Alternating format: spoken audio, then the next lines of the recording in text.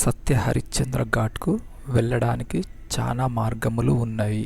నేను ప్రస్తుతం ఈ మార్గం ద్వారానే బోటులో హరిశ్చంద్ర ఘాట్కు చేరుకున్నాను.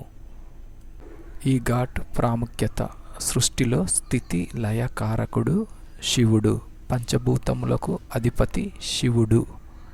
శివుని నివాస పట్టణము కాశీ.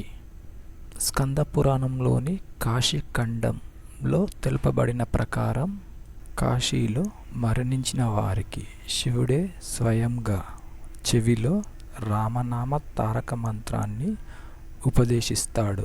తద్వారా జీవుడికి మరణ అనంతరం జనన మరణ చక్రం నుండి విముక్తి కలిగి స్వర్గానికి చేరుకుంటారు.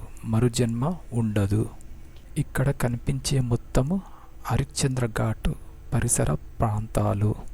విశ్వామిత్రుడి పరీక్షలో భాగంగా హరిశ్చంద్రుడు తన రాజ్యాన్ని సంపదను కోల్పోయి చివరకు కాశీ పట్టణంకు చేరుకున్న తర్వాత ఇక్కడే శ్మశానంలో కాపరిగా పనిచేస్తాడు. కఠిన పరీక్షల అనంతరం కోల్పోయిన రాజ్యాన్ని కుమారుణ్ణి తిరిగి ప్రసాదించి మోక్షాన్ని ప్రసాదిస్తాడు. ప్రస్తుతం ఘాట్లో దహన సంస్కారములు జరుగుచున్నవి. అనంతరము కర్మకాండలు జరిగేది ఇక్కడే.